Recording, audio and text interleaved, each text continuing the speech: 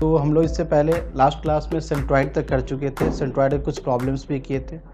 तो आज हम लोग इन सेंटर स्टार्ट कर रहे हैं, फिर इन सेंटर के बाद हम लोग ऑर्थो सेंटर, सर्कम सेंटर करेंगे। ऐसे हम लोग का जो बेसिक चैप्टर है कोऑर्डिनेट्स उसको कंप्लीट आज कर लेंगे, ठीक है। तो इन सेंटर क्या होता है, देखिए पहले मैं फिगर ड्रॉ करता हूँ।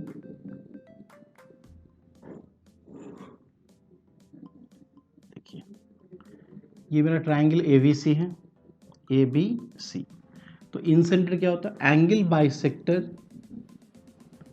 इसका एंगल बाइसेक्टर ये हो जाएगा। अब देखो इसका एंगल बाइसेक्टर ये हो जाएगा और इसका एंगल बाइसेक्टर कौन सा होगा, ये हो जाएगा। इसको आप D ले लो, इसको आप E ले लो और इसको F। ये एंगल बाइसेक्टर है। ये एंगल इसके इक्वल है, मीन्स ये और ये इक्वल है। ये एंगल इसके इक्वल है और ये एंगल जो है इसके इक्वल है। और इस इंटरसेक्शन पॉइंट को हम लोग क्या कहते हैं, इसको कहते हैं इन सेंटर। इन सेंटर इसको कहते हैं। तो इसका डेफिनेशन क्या होना चाहिए, the point of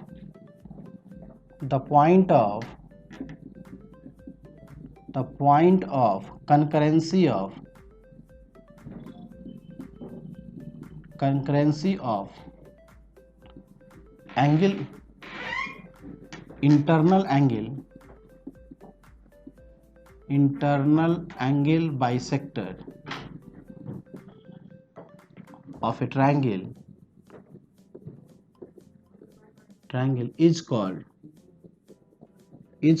in center of a triangle. In center of a triangle. Generally it is denoted by,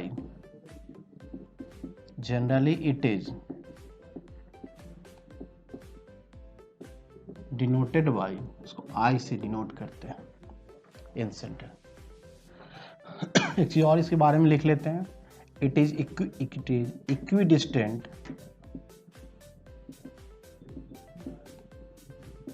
from sides of A triangle. Sides of A triangle. तो हम लोग देखते हैं इन सेंटर के बारे में क्या होता है कि इंटरनल एंगल जो ये ए एंगल है इसका बाइसेक्टर्स होता है और बी का बाइसेक्टर और सी का बाइसेक्टर। इंटरनल एंगल का जो बाइसेक्टर्स होता है उसका इंटरसेक्शन पॉइंट को हम लोग क्या कहते हैं, इन सेंटर कहते हैं। तो इसको हम लोग आई से डिनोट करते हैं। तो अब हम लोग क्या इसमें कोऑर्डिनेट पढ़ रहे हैं, तो कोऑर्डिनेट में हम लोग क्या इसका सेंटर आई का मीन्स कोऑर्डिनेट फाइंड करना होगा। आई का कोऑर्डिनेट क्या होगा, तो हम लोग क्या करते हैं इसका कोऑर्डिनेट कुछ एज्यूम कर लेते हैं, x1 y1, बी का कोऑर्डिनेट x2 y2, सी का कोऑर्डिनेट x3 y3 लेट कर लेते हैं। अब देखो इसको कैसे फाइंड करेंगे कि ये मेरा AD क्या है, AD इसका बाइसेक्टर है। AD किसका बाइसेक्टर है, इस एंगल A का। तो AD is angle bisector of angle B, of angle A का बाइसेक्टर है। तो हम लोग 9th के ज्योमेट्री से देख लेंगे, फ्रॉम ज्योमेट्री। तो 9th में इस चीज को थ्योरम में मेरा प्रूफ किए थे। तो AB by AC equal to हम लोग इसको लिख सकते हैं BD बाई DC होगा। AB by AC equal to BD by DC, cross bonding लेंगे इसको, ठीक है। अब इसको देखो हम लोग AB को क्या ले सकते हैं, AB को C, BC को A और AC को B। जिनको याद नहीं रखा होगा ऐसे रख सकते हैं कि AB में देखो C नहीं है तो C लिख देंगे, BC में A नहीं है तो इसको A लिख देंगे और AC में B नहीं है तो इसको B लिख देंगे, ठीक है। अब इसको हम लोग लिखते हैं, AB को क्या लिख सकते हैं, AB को C और AC को क्या लिख सकते हैं, AC को B लिख सकते हैं, equal to BD by DC। तो BD by DC equal to कितना हो जाएगा, BD by DC equal to C by B। अब मुझे BD फाइंड करना है तो मैं इसको क्या करता हूँ, पलट देता हूँ। तो DC by BD equal to क्या होगा बोलो, B बाई C। अब दोनों साइड 1 ऐड कर देते हैं। तो D C by B D plus 1 equal to B by C plus 1 हो जाएगा। ठीक है, इसके बाद ये हो जाएगा D C plus B D divided by B D equal to B plus C divided by क्या होगा। अब बोलो D C plus B D कितना होगा, D C plus B D ये बी सी हो जाएगा, तो ये होगा B C by B D equal to B plus C by C. तो बी सी को क्या लिख सकते हैं, A by B D equal to B plus C by C. तो हम लोग यहाँ से ये लिख सकते हैं B D equal to A C by B plus C. तो बी डी कितना हो गया, A C by B plus C. अब यहाँ से देखो बी डी फाइंड हो गया। अब हम लोग किस ट्राइंगल में लेते हैं कि in triangle A B D में, यदि आप ट्राइंगल ए बी डी में लोगे तो बी आई भी इसका बाइसेक्टर है कि नहीं, बी आई बाइसेक्टर है, तो बाइसेक्टर होगा तो सेम आपका कंसेप्ट यहां भी लग जाएगा। तो अब हम लोग यहां पे ट्राई कर लेते हैं, क्या इसको मिटा के कर लेते हैं फिर से।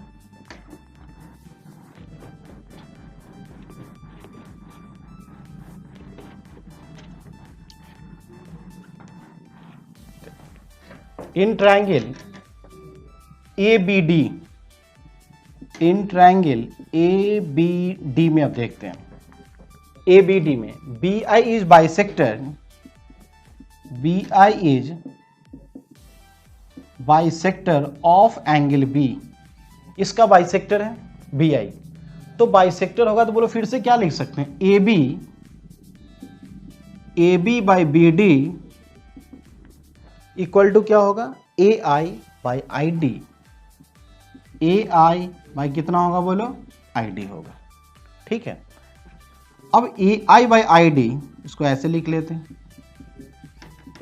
ए बी के बदले सी और बी डी का वैल्यू हम लोग अभी निकाला है जस्ट, ए सी बाई क्या होगा, बी प्लस सी, तो इसको C into B plus C divided by, इसको ए सी लिखते हैं, सी कैंसिल, इस बी प्लस सी बाई क्या होगा मेरा ए हो जाएगा, means A I by I D, means ये हो गया बी प्लस सी और ये क्या हो गया, ए हो गया। ठीक है, ये हो गया। तो देखो अब ये मुझे मालूम हो गया। इसके बाद हम लोग यहां से क्या कर सकते हैं, देखो कि बी डी और ये भी निकाल सकते हैं डी का कोऑर्डिनेट। डी का कोऑर्डिनेट कैसे आएगा कि B D by D C का, देखो ये B D by D C ये किसके इक्वल है, ए बी बाई ए सी के इक्वल है, तो ये क्या होगा, ये हो जाएगा सी और ये होगा बी, ये कौन सा, सी इज टू बी का रेशियो है। डी का कोऑर्डिनेट कितना हो जाएगा, सेक्शन फार्मूला लगा देते हैं, तो B x two plus C x three divided by B plus C, B y two plus C y three divided by B plus C, है कि नहीं। Section formula B x two plus C x three divided by क्या होगा, B plus सी हो जाएगा। तो ऐसे करके मैंने डी का कोऑर्डिनेट फाइंड कर लिया। जब डी का कोऑर्डिनेट फाइंड हो गया, ए का कोऑर्डिनेट गिवन है और रेशियो गिवन है, तो आई का कोऑर्डिनेट कितना होगा, आई का कोऑर्डिनेट को मैं एक्स वाई लेट कर लेता हूं, ये एक्स वाई, तो एक्स इक्वल टू क्या होगा, M x two B plus C को इसके साथ मल्टीप्लाई होगा, B x two plus C x three divided by क्या होगा, B plus C, M x two plus N x one plus क्या होगा, A x one divided by, ratio को add कर देंगे, B plus C plus A, तो देखेंगे ये और ये कैंसिल हो गया, तो इसको लिख सकते हैं A x one plus B x two plus C x three divided by A plus B plus C. तो कैसे इसको याद रखेंगे, देखो ए इसको कहते हैं, ये ए हो गया और ये बी हो गया और ये सी हो गया, A x one plus B x two plus C x three divided by A plus B plus C, नीचे में तीनों साइड्स को ऐड कर देंगे डिनोमिनेटर में। सिमिलरली y को लिख सकते हैं A y one plus B y two plus C y three divided by क्या होगा, A plus B plus C. तो इन सेंटर जो मेरा हो जाएगा इन सेंटर को आप ऐसे लिख सकते हैं ax1 plus bx2 plus cx3 divided by a plus b plus c, ay1 plus by2 plus cy3 divided by a plus b plus c हो जाएगा। तो ये कोऑर्डिनेट किसका हो गया, मेरा इन सेंटर का ये कोऑर्डिनेट हो गया। ठीक है, तो पहले हम लोग एक्स सेंटर कर लेते हैं, फिर इसका क्वेश्चंस करेंगे। ठीक है, इसमें किसी को कोई डाउट है कहीं भी है तो आप पूछिए। नहीं है, होना भी नहीं चाहिए, अच्छी बात है। तो चलिए एक्स सेंटर हम लोग करते हैं, स्टार्ट करते हैं। एक्स सेंटर ये कभी एग्जाम में आता नहीं है, बट इसका रिजल्ट हम लोग याद रखेंगे फिर भी। अब जैसे देखो एक ट्रायंगल है, छोटा सा ट्रायंगल बना लेते हैं। ये ट्रायंगल, इसको एक्सटेंड कर देते हैं। ए हो गया, बोलो ये बी हो गया और ये सी हो गया। इसको एक्सटेंड कर देते हैं आगे, इसको भी एक्सटेंड कर देते हैं आगे। फिगर तो होगा, थोड़ा लंबा चौड़ा सर्किल बनेगा, घबराना नहीं है, ऐसा होगा।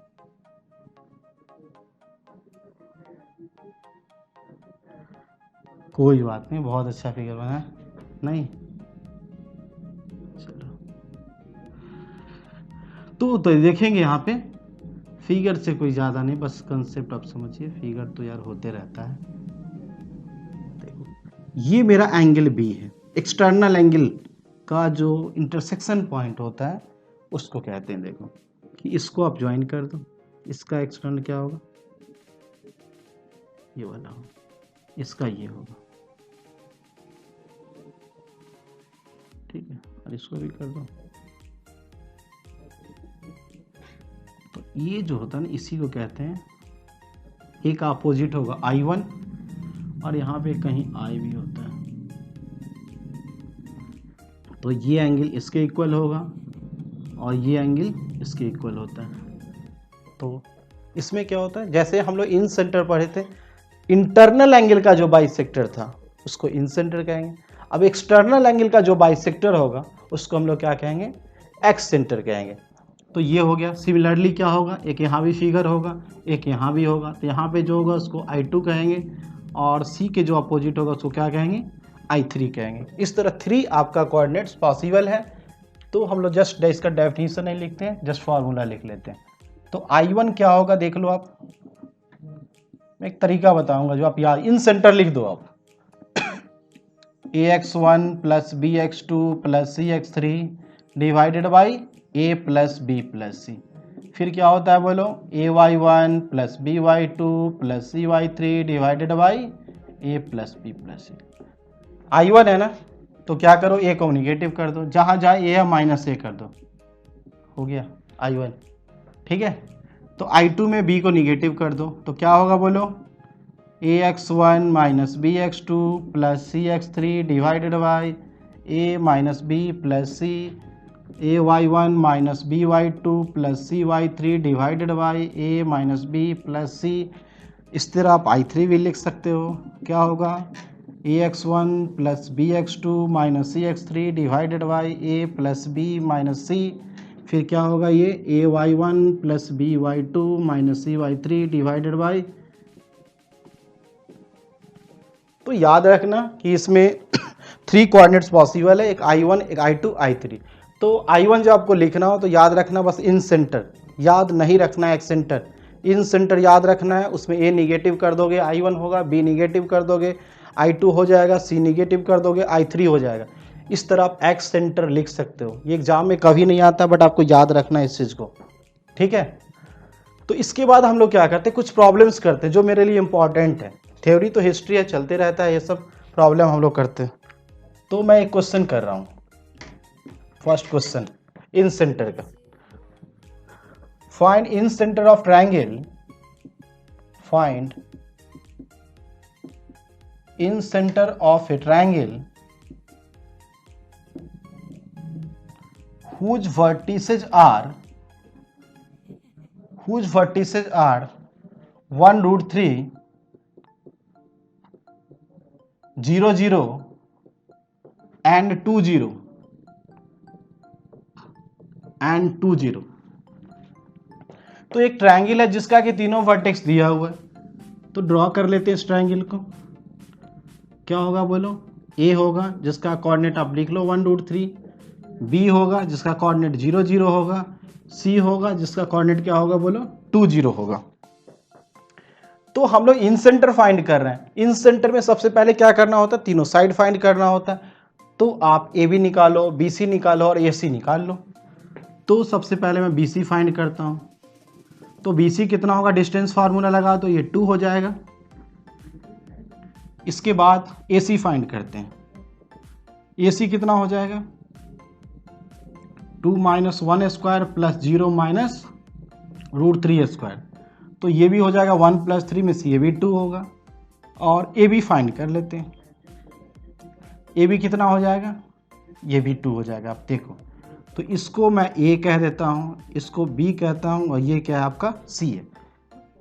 तो एक चीज़ गौर कर रहे हैं कि ट्रायंगल इक्विलैटरल ट्रायंगल हो रहा है कि नहीं? तो कोई बात नहीं है, इसको बाद में देखेंगे हम लोग। पहले इन सेंटर फाइंड करते हैं। तो ये मेरा 2, ये भी 2 और ये भी क्या हो गया? गौर से देखो, ये भी 2 हो गया। तो कोऑर्डिनेट लिखते हैं इसका इन सेंटर का। तो x इक्वल टू क्या होगा? ax1 2 × 1 plus 2 × 0 plus 2 × 1 divided by क्या होगा? 2 + 2 + 2। तो ये होगा 2 + 2 4, 4/6 मीन्स हो जाएगा 2/3। कितना हो जाएगा? 2/3। अब y फाइंड कर लेते हैं। तो y कितना हो जाएगा? y होगा 2 × √3 प्लस 2 × 0 प्लस 2 ×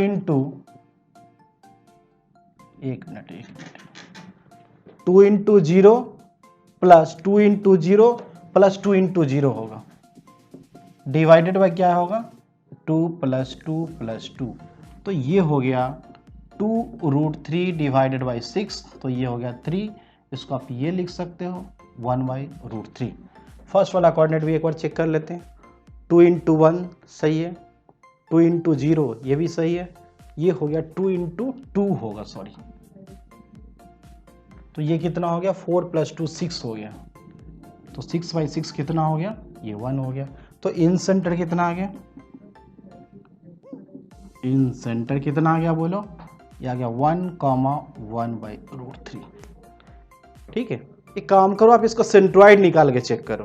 देखो तो सेंट्रॉइड कितना आता है? सेंट्रॉइड देख लो क्या होगा? x1 + x2 मीन 0, 1 + 0 + 2 बाई कितना होगा? 3 और 0 + 0 + √3/3। तो देखो कितना आ रहा? तो ये आ गया 1, देखो ये 1/√3। तो क्या दोनों सेम है कि नहीं? यार बेवकूफ़ी हो रहा था, इतना देर से हम लोग फालतू का बना रहे थे, है कि नहीं? तो इस केस में देखेंगे, जिस केस में ट्रायंगल इक्विलैटरल ट्रायंगल होगा तो यार इन सेंटर निकालने की कोई ज़रूरत ही नहीं है। आगे हम लोग ऑर्थो सेंटर, सर्कम सेंटर भी पढ़ेंगे, वो सब भी निकालने की ज़रूरत नहीं है। जिस केस में ट्रायंगल इक्विलैटरल ट्रायंगल होगा तो सबसे आसान निकालना क्या होता है? सेंट्रॉइड होता है। तो आप सेंट्रॉइड निकाल दोगे, वही क्या होगा? इन सेंटर होता है। तो आज के बाद ऐसी गलती हम लोग नहीं करेंगे। जिस केस में ट्रायंगल इक्विलैटरल होगा सेंट्रॉइड निकाल देंगे, वही मेरा क्या होगा? इन सेंटर होता है। ठीक है, तो इसमें कोई डाउट किसी को नहीं है? ओके, आसान। देखो ये ट्रायंगल है, ए, ये बी और ये सी। तो क्वेश्चन लिख लेते हैं। Find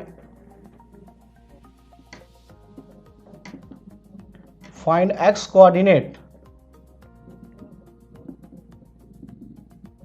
find x coordinate of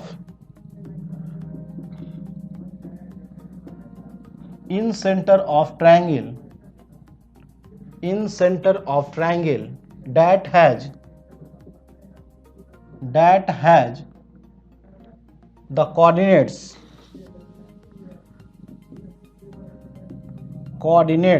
of midpoints of sides of its sides are 0, 0, 1, 1, 1 and 1, 0। ये आपका जेई मेन का क्वेश्चन है, जेई मेन 2013 का क्वेश्चन है। अब देखो मिड पॉइंट वाला कंसेप्ट हम लोग पहले भी कर चुके थे। ये मिड पॉइंट का कोऑर्डिनेट दिया हुआ मीन्स ये कोऑर्डिनेट हो गया, ये डी, इसको मिड पॉइंट को ई लेते हैं और ये क्या हो गया मेरा एफ हो गया। तो इसका कोऑर्डिनेट बोलो कितना हो गया 0, 1, ये कोऑर्डिनेट कितना है 1, 1 और ये कोऑर्डिनेट कितना है बोलो 1, 0 दिया हुआ। तो हम लोग क्या कर रहे हैं कि इसका कोऑर्डिनेट फाइंड करते हैं, इसका कोऑर्डिनेट फाइंड करते हैं और इसका कोऑर्डिनेट फाइंड करते हैं, ठीक है। तो सी का कोऑर्डिनेट को हम लोग एक्स वाई लेट कर लेते हैं। सी का कोऑर्डिनेट मेरा क्या है एक्स वाई होगा, तो सी का कोऑर्डिनेट एक्स वाई होगा और ये मिड पॉइंट है तो इसका कोऑर्डिनेट बोलो कितना होगा। तरीका मैंने बताया था इसको ट्वाइस करके माइनस करने का, तो 2 - x और ये कितना हो जाएगा बोलो 2 - y हो जाएगा।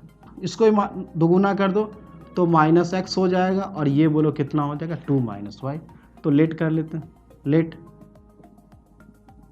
Coordinate of vertex C be x y हो गया। तो अब इस केस में देखेंगे f क्या है, इसका मिड पॉइंट है, f is mid point of, f is mid point of A B. तो 1 कितना होगा बोलो 2 - x बाई क्या होगा 2 हो जाएगा। तो 2 = 2 - 2x, तो x = देखो 0 आ जाएगा, है कि नहीं। फिर सेकंड y कोऑर्डिनेट लेते हैं, 0 = कितना होगा 2 - y प्लस 2 - y बाई 2। तो 0 = कितना हो जाएगा 4 - 2y, तो y की वैल्यू कितना आ गया 2। तो x और y जो आ गया, x आ गया 0 और y कितना आ गया बोलो y आ गया 2। तो इसको फ्रेश फिगर हम लोग बना लेते हैं यहाँ पे। देखो ये xy है ना, ये कितना आ गया 0, 2, ये कितना हो गया ये 2 को हो गया 2, 0 और ये देखो कितना हो गया 0, 0, 0। तो ये हो गया A, ये हो गया B और ये बोलो C आ गया तीनों। अब हम लोग इसका साइड फाइंड कर लेते हैं, BC फाइंड कर लेते हैं। तो BC = देखो 2 आ गया और AC फाइंड करते हैं, AC कितना आ गया तो ये देखो 2 आ गया, ये कितना आ गया √2² 2² प्लस 2², 4 प्लस ये √8 आ गया, इसको लिख सकते हो आप 2√2। तो ये कितना हो गया 2√2। अब ए बी फाइंड कर लेते हैं, ए बी 2 आ गया, ये 2। तो इसका एक्स कोऑर्डिनेट ही मेरे पास फाइंड करना है, तो एक्स कोऑर्डिनेट फाइंड कर लेते हैं। क्या होगा 2 × 2 2 × 2 प्लस 2√2 × 0 प्लस 2 × 0 डिवाइडेड बाई क्या होगा बोलो 2 + 2√2 + 2 होगा। तो ये सब तो कैंसिल हो गया, तो यहाँ पे कितना आ गया 4, यहाँ पे कितना आ गया 4 + 2√2। तो इसमें से 2 कॉमन लेते हैं, कितना आ जाएगा 4 डिवाइडेड बाई 2 × 2 + √2। तो ये कैंसिल 2, ये 2/2 + √2 हो गया। इसको रेशनलाइज कर देते हैं, 2 - √2 बाई 2 - √2। तो कितना आ गया 2 × 2 - √2 डिवाइडेड बाई a² - b², तो 4 - 2, तो 2 भी कैंसिल हो गया। आंसर कितना आ गया 2 - √2। तो ये हो गया। तो यही क्वेश्चन था। तो जब भी इस टाइप का क्वेश्चन आता है मिड पॉइंट वाला, तो पहले क्या करना होगा, ये फाइंड करना होगा, तो आप निकाल सकते हैं। हर केस में सेंट्रॉइड की तरह नहीं कर देंगे कि मिड पॉइंट होगा तो जो इसका सेंट्रॉइड होगा वही इसका भी होगा, ठीक है, ऐसा नहीं करेंगे। ओनली इन केस ऑफ क्या करेंगे, जब सेंट्रॉइड होगा तो उस केस में दोनों का मिड पॉइंट सेम होता है, अदरवाइज हर जगह सेम नहीं होता है, ठीक है। इसमें किसी को कोई डाउट है तो आप पूछ लो। इसके बाद एक बार और इस टाइप के क्वेश्चन हम लोग करेंगे। नेक्स्ट क्वेश्चन हम लोग करते हैं, इफ 3 points 3 × 3 =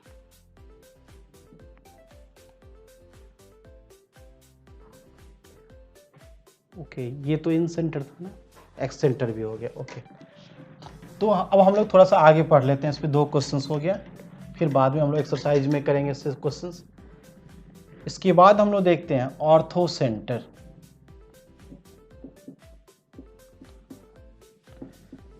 ऑर्थो सेंटर क्या होता है? ऑर्थो सेंटर कोई बताएगा? What is ortho centre?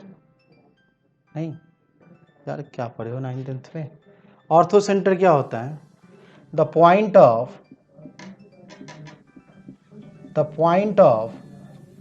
Intersection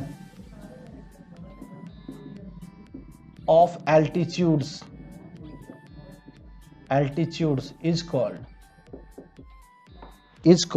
ortho center of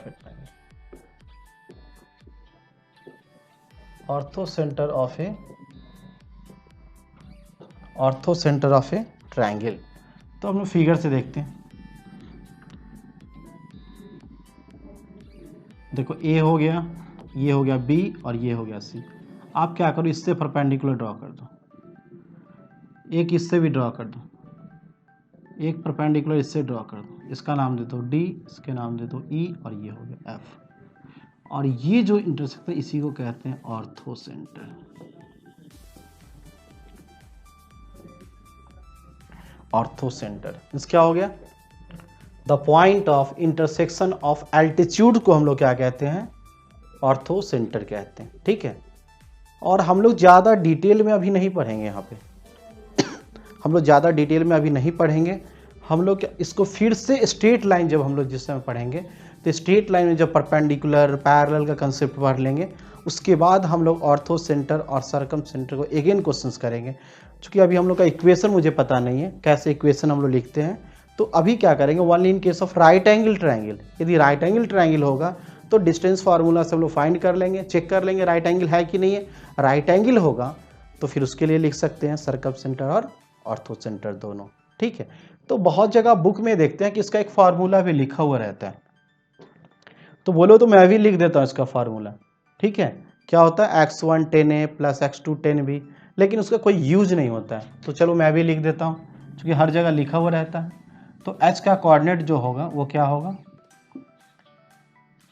इसको भी लिख देता हूँ। इसका कोऑर्डिनेट क्या होगा? x1 y1। इसका क्या होगा बोलो?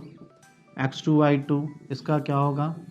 x3 y3। तो इसको आप लिख सकते हैं x1 10a plus x2 10b plus x3 10c divided by 10a plus 10b plus 10c। और ये बोलो x2, सॉरी ये y वाला पार्ट हो गया ना, y1 10a plus y2 10b plus y3 10c divided by 10a plus 10b plus 10c। देखो ये बस अब देखना है, इसका कोई यूज नहीं करना है कभी भी। ठीक है, तो ये मेरा क्या हो गया? ऑर्थो सेंटर हो गया। इसके बाद हम लोग देख लेते हैं सर्कम सेंटर।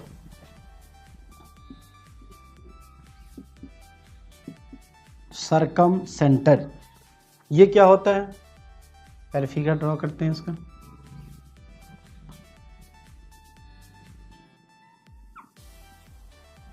ये हो गया ए, ये हो गया बी, और ये क्या हो गया? सी हो गया। तो देखो ये जो साइड का है ना, इसका मिड पॉइंट है ये, इसका मिड पॉइंट ये है, और इसका भी मिड पॉइंट क्या है? ये मिड पॉइंट है। तो इसका जो आपका साइड का इंटरसेक्शन पॉइंट होगा, मीन्स ये मान लो कोई लाइन होता है, ये देखो होगा, और क्या होगा? ये होगा। देखो ये होगा, मीन्स इसको डी ले लो, इसको ई, और ये एफ, मीन्स ये इसके इक्वल हो गया, ये इसके इक्वल हो गया, और ये जो हो गया इसके इक्वल हो गया। परपेंडिकुलर भी होता है, और इसी को क्या कहते हैं हम लोग? Circum centre. सर्कम सेंटर कहते हैं। ठीक है, तो इसमें क्या देखें कि हम लोग परपेंडिकुलर बाइसेक्टर ऑफ साइड्स लिखेंगे। The point of intersection of intersection of perpendicular bisector of sides is called circumcenter of a triangle ठीक है। तो इसका इंटरसेक्शन पॉइंट को हम लोग क्या कहते हैं, इसको सर्कमसेंटर कहते हैं। ये क्या होता है, तीनों वर्टेक्स से इक्विडिस्टेंट होता है। देखो मैं अलग से फिगर ड्रॉ करके दिखाता हूं आपको। देखो आप ऐसे कर सकते हो, ये हो गया, और ये मान लो आपका ऑर्थो सेंटर सर्कमसेंटर, सॉरी, इसको आप इससे ज्वाइन कर दो, इससे ज्वाइन कर दो, इसको इससे ज्वाइन कर दो, और इसको ओ कर दो, ये ए हो गया, और ये बी, और ये सी, और ये एक सर्किल ड्रॉ कर दो, ऐसे सर्किल, ठीक। तो इस सर्किल को हम लोग नाम क्या दे देंगे, सर्कम सर्किल। एसओटी में हम लोग पढ़ेंगे इसको डिटेल में। और ये हो गया आपका सर्कम रेडियस, जिसको हम लोग कैपिटल आर से डिनोट करते हैं, है कि नहीं। ये सर्किल क्या हो गया, सर्कम सर्किल, और रेडियस क्या हो गया, ये सर्कम रेडियस हो गया। तो मुझे क्या करना है, इसका कोऑर्डिनेट फाइंड करना है। देखो इसमें भी एक फॉर्मूला होता है, मैं उसको भी लिख देता हूं। ये क्या होगा बोलो, x1 sine 2a plus x2 sine 2b plus x3 sine 2c divided by sine 2a plus sine 2b plus sine 2c। ये क्या होगा, y1 sine 2a plus y2 sine 2b plus y3 sine 2c divided by sine 2a plus sine 2b plus sine 2c। देखो ये formula मैं लिख दिया हूँ, लेकिन इसका कोई यूज आपको नहीं करना है, ठीक है। तो अभी तक तो हम लोग जस्ट ये पढ़ रहे थे थ्योरी, लेकिन जो मेन क्वेश्चंस जो आपका बेसिक चैप्टर में इस कोऑर्डिनेट में जो क्वेश्चंस का बनता है फर्स्ट चैप्टर में, वो only for right angle triangle के लिए, उसके लिए हम लोग देखते हैं। तो इसमें हम लोग इसको नोट करके लिख लेंगे। देखो ये राइट एंगल ट्रायंगल, ए, ये बी और ये सी, तो इसके कोऑर्डिनेट को हम लोग क्या कहते हैं, ऑर्थो सेंटर, जो वर्टेक्स 90 डिग्री कंटेन करेगा। और इसके मिड पॉइंट को ये देखो, ये मिड पॉइंट हो गया, मिड पॉइंट, तो इसको हम लोग क्या कहेंगे, सर्कम सेंटर कहते हैं। तो इसको नोट करके हम लोग लिख लेंगे। In a right angle triangle,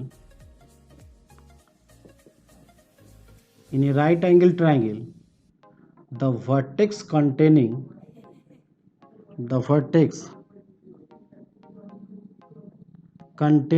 angle 90 degree is orthocenter, and midpoint of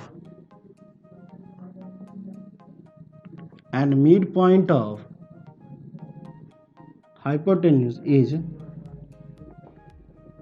circumcenter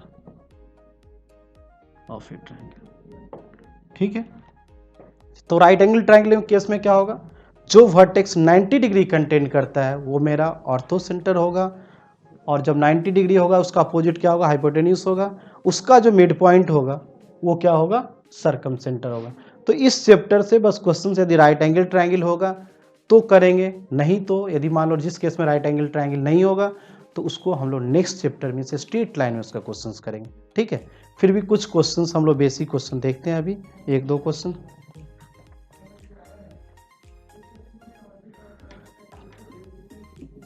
find ortho centre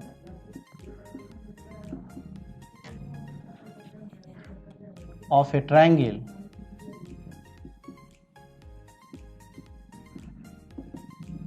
described by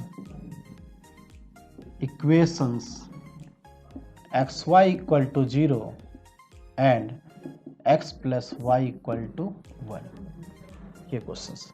तो देखो आप xy equal to 0, इसका मीनिंग क्या हुआ, x equal to 0 या y equal to 0, एक हो गया x plus y equal to 1, है कि नहीं। 3 इक्वेशंस, तो ट्रायंगल फॉर्म हो जाएगा। तो देखो ये एक्स एक्सिस हो गया और ये क्या हो गया, वाई एक्सिस। तो एक हो गया x इक्वल टू 0, एक हो गया y इक्वल टू 0, और ये हो गया line x plus y equal to 1। तो ये हो गया आपका y इक्वल टू 0, ये क्या हो गया x equal to 0।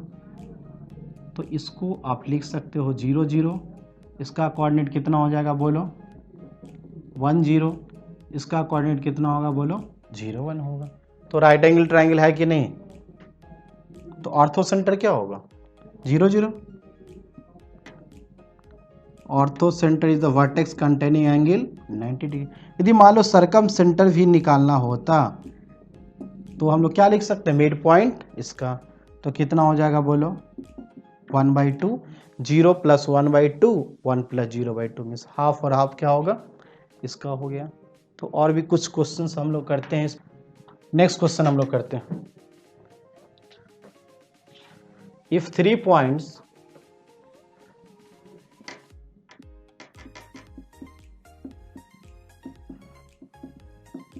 if 3 points 0 4 0 4 3 4 and 0 4 3 4 and 3 0 are the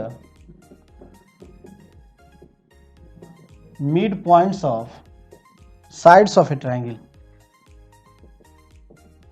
sides of a triangle, then find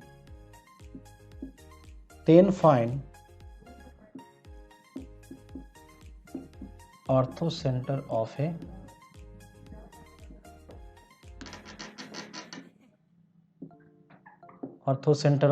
triangle। अब देखते हैं कि ट्रायंगल का ये मिड, फिर से क्वेश्चन आ गया वही वाला मिड पॉइंट। देखो मैं इतना बार ये कर रहा हूँ चूंकि इंपॉर्टेंट है एक चीज। तो देखो ये ट्रायंगल है ए, ये है बी और ये है सी। मिड पॉइंट गिवन है मीन्स कौन सा, इसको आप 0 4 ले सकते हो। ये कितना होगा बोलो, इसको 3 4 लोगे, और ये कितना होगा बोलो, इसको आप लोगे 3 0। तो फिर से वही बात, इसको एक्स वाई लेट कर लो, इसका कोऑर्डिनेट कितना होगा 6 - x 8 - y, इसका कोऑर्डिनेट बोलो कितना होगा -x और 8 - y। फिर से ये लेट कर लेते हैं, let vertex C be x y. अब ये क्या हो जाएगा, इसको D ले लो, इसको E ले लो, इसको F ले लो। F is mid point of AB। तो x3 इक्वल टू कितना होगा 6 - x - x/2। तो 6 इक्वल टू 6 - 2x, तो x कितना हो गया 0। फिर y कोऑर्डिनेट ले लेते हैं 8 - y plus 8 - y equal to कितना होगा /2 हो गया। तो 0 इक्वल टू 16 - 2y, तो y इक्वल टू कितना हो गया 8 आ गया। तो आ गया मीन्स ये मुझे तीनों कोऑर्डिनेट मुझे बताओगे। c कितना हो गया बोलो 0 2 है ना, 0 और 8 है, तो ये होगा 0, 8। ये कितना हो गया बोलो 6, 0। ये कितना हो गया बोलो 0, 0। तो मुझे लग रहा है कि राइट एंगल ट्रायंगल फॉर्म हो रहा है 0 0 6 0 और 8 0। तो हम लोग ट्रायंगल ड्रॉ कर लेते हैं। तो ये 0 0 मुझे लग गया ये वाला होगा 0 0। तो बी कोऑर्डिनेट हो गया 0 0, सी कोऑर्डिनेट 0 8 है, सी कोऑर्डिनेट कितना हो गया 0, 8। ए कोऑर्डिनेट कितना हो गया देखो, ए कोऑर्डिनेट 6, 0। इसको आप ज्वाइन कर लो। तो राइट एंगल ट्रायंगल है कि नहीं है बोलो। तो ऑर्थो सेंटर क्या होगा, ऑर्थो सेंटर कितना हो गया बोलो 0, 0। यदि सरकम सेंटर निकालना होता तो सरकम सेंटर तो क्या करेंगे मिड पॉइंट निकालेंगे 0 प्लस 6/2 8 प्लस 0/2। तो आ कितना गया 3, 4 आंसर। ठीक है। तो बट क्वेश्चंस पे तो निकालना तो वाली ऑर्थो सेंटर, बट मैंने सर्कम सेंटर भी निकाल दिया। तो कुछ क्वेश्चंस है, 2 क्वेश्चंस और भी इस पे हम लोग करते हैं। उससे पहले कुछ first point, in an equilateral triangle, in an equilateral triangle centroid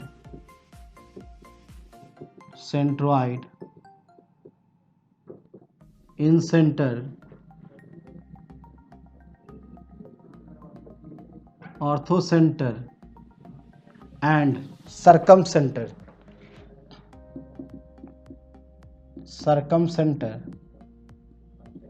are at the same point.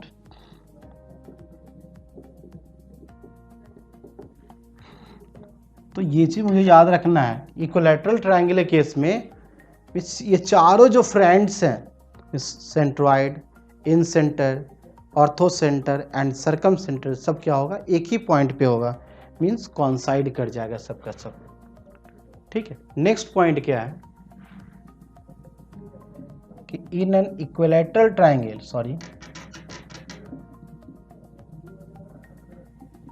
Isosceles triangle, centroid, orthocenter and circumcenter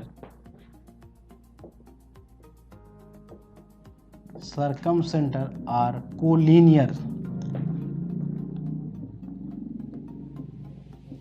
क्या होता है, कोलिनियर होता है। ठीक है, ये कोलिनियर होता है मीन्स एक ही लाइन पे होता है। और इसमें क्या होता है कि आपका जो सेंट्रॉइड होता है ना, centroid divides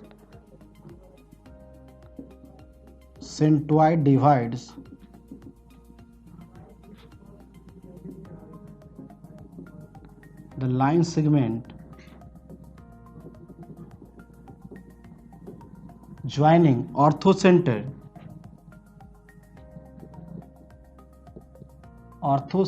and circumcenter in the ratio 2:1। कैसे देखो, ये आपका हो गया ऑर्थोसेंटर, ये हो गया सेंट्रॉइड, और ये क्या हो गया, ये हो गया सर्कमसेंटर। 2:1 में इसको डिवाइड करते हैं। इसको याद रखने का तरीका ये भी ऐसे लिख सकते हैं, ONGC से आप डिवाइड याद रख सकते हैं। ऑर्थो सेंटर होता है, सेंट्रॉइड और फिर सर्कम सेंटर होता है, इससे आपको याद रहेगा। इसमें क्या होता है, कभी कभी 2 कोऑर्डिनेट्स दे देता है, ऑर्थो सेंटर और सेंट्रॉइड, तो आप सर्कम सेंटर के लिए सोचोगे यार ट्रायंगल है, कुछ दिया हुआ नहीं है। तो हम लोग इस केस में क्या करते हैं कि हम लोग इसको 2:1 रेशियो याद होगा तो आप इसको इजीली कर सकते हो। ठीक है, एक और पॉइंट है इसमें,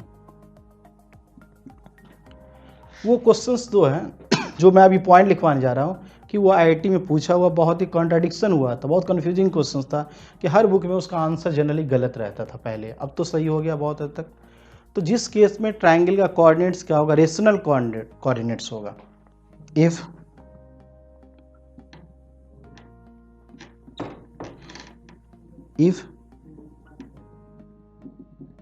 vertices of a triangle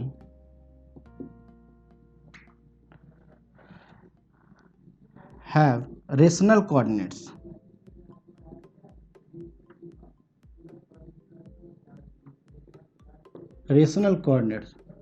then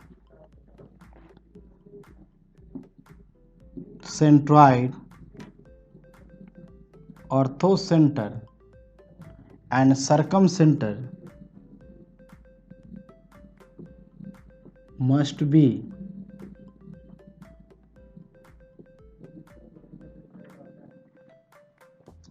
rational, must have rational coordinates। तो ये आईआईटी का ऑप्शंस था, उसमें सेंट्रॉइड था, ऑर्थो सेंटर था, सरकम सेंटर था, इन सेंटर। तो देखो आप सेंट्रॉइड तो एकदम कोई कन्फ्यूजन ही नहीं है, आंसर होगा, और हर जगह हर बुक में उसका आंसर सेंट्रॉइड ही होता था। इन सेंटर तो पॉसिबल नहीं है, चूँकि आपको उसमें रूट लगा होता है, कभी भी हो सकता है। और हम लोग इसको देखेंगे, इससे ज़्यादा क्लियर होगा स्ट्रेट लाइन में जब हम लोग डिस्कस करेंगे जिस समय कि उसका इंटरसेक्शन पॉइंट, तब ज़्यादा क्लियर होगा। क्योंकि मान लो कोई भी दो लाइन्स लेते हैं, यदि उसका ये कोऑर्डिनेट्स रेशनल होगा, यदि कोऑर्डिनेट रेशनल होगा तो इक्वेशंस आप लिखोगे तो वो भी इक्वेशंस में कोएफिशिएंट रेशनल होगा। जब उसको सॉल्व करेंगे तो ऑफ कोर्स रेशनल ही होगा, ठीक है। तो कभी भी यदि तीनों वर्टेक्स रेशनल होगा तो उसका centroid, orthocentre and circum centre must be rational, हमेशा क्या होगा, रेशनल ही होगा। तो इस पर कुछ क्वेश्चंस है मेरे पास, एक दो क्वेश्चन है, उसको मैं करता हूँ, ठीक है। उसके बाद इस चैप्टर को मैं कंक्लूड अभी करता हूँ, इस टॉपिक को। इसमें किसी को कोई डाउट है? मीन्स जिस केस में इक्विलैटरल ट्रायंगल होगा तो चारों जो होता है सेंटर वो क्या होगा, कोइंसिडेंट हो जाता है, सॉरी कोइंसिडेंट नहीं, are at the same point हो जाएगा, या कॉन्साइड इसको कह सकते हो। आइसोसेल्स ट्रायंगल होगा, उस केस में क्या होगा, centroid, orthocentre and circumcentre क्या होगा, कोलिनियर होता है। One side of an equilateral triangle, काफी अच्छा क्वेश्चन है।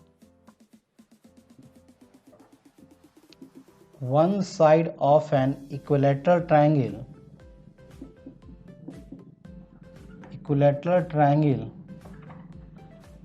lies on the x-axis, and its centroid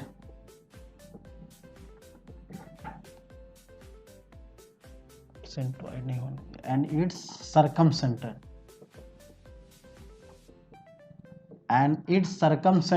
is 2, -3, is -3. Find vertex which is not on the x-axis, and also find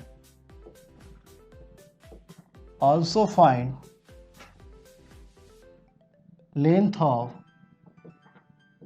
side,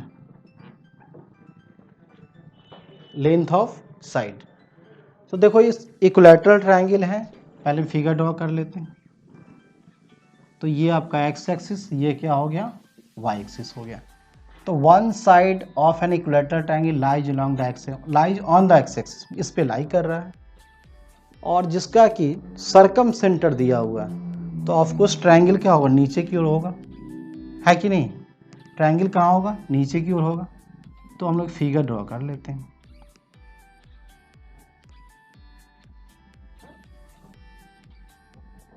ऐसा होगा, ठीक है। एक ये हो गया, आप इसको ए ले लो, ये हो गया बी, और ये क्या हो गया, सी। और इसका कुछ कोऑर्डिनेट लेते हैं, x1, 0, इसका x2, 0 ले लेते हैं। अब देखते हैं कि इसका जो ये ऑर्थो सेंटर है ना, सॉरी सर्कम सेंटर, ये होगा सर्कम सेंटर, क्या होगा, ये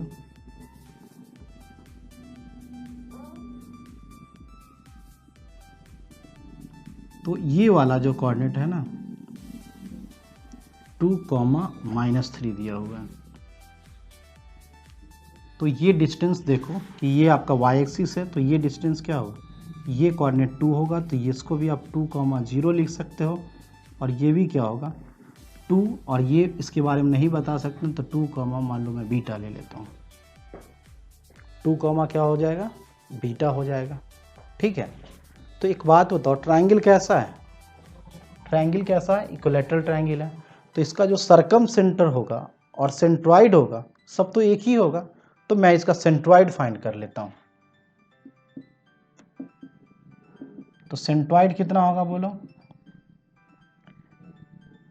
x1 + x2 + 2 डिवाइडेड बाई 3, दूसरा होगा 0 + 0 + β/3। तो ये कितना हो जाएगा बोलो, x1 + x2 + 2/3 और ये हो जाएगा बीटा बाई 3। और क्वेश्चंस में जो मेरा दिया हुआ सरकम सेंटर दिया हुआ है, तो सरकम सेंटर बोलो कितना दिया हुआ है 2, -3। तो जब ट्रायंगल इक्विलैटरल है तो ये भी वही होगा, ये दोनों क्या होगा इक्विवेलेंट हो जाएगा। जब दोनों इक्विवेलेंट हो जाएगा तो बीटा बाई 3 इक्वल टू क्या होगा -3, यानी बीटा इक्वल टू कितना हो गया -9। इस वर्टेक्स जो सी होगा,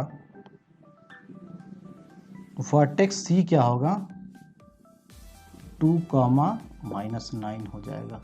इस एक आपको आंसर क्या फाइंड करना था, ये फाइंड करना था vertex C which is not on the X axis में। सी हो गया 2, -9।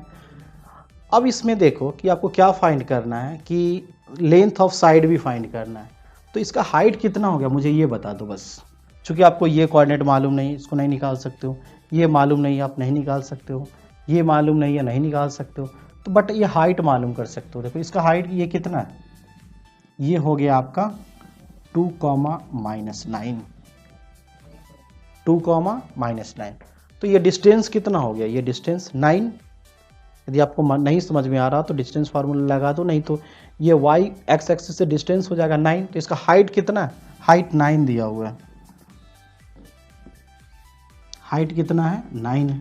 तो इक्विलैटरल ट्रायंगल में हाइट का फार्मूला क्या होता है, height equal to √3/2 into side. तो साइड इक्वल टू बोलो कितना होगा 2/√3 इंटू हाइट। तो 2/√3 इंटू क्या हो गया 9, ठीक है। तो इसको क्या लिख सकते हो 2/√3 इंटू 3 इंटू 3, तो 3 से एक √3, तो हो गया फाइनली आंसर कितना हो गया 6√3 यूनिट्स, ठीक है। तो ये मेरा क्या हो गया सेंट्रॉइड, ऑर्थो सेंटर, सरकम सेंटर, इन सेंटर मेरा फाइनली कंप्लीट हो गया। इसके बाद मेरा इस चैप्टर में जो है वो क्या है एरिया ऑफ ट्रायंगल है, उसको हम लोग नेक्स्ट क्लास में उसको करेंगे, ठीक है। Thank you.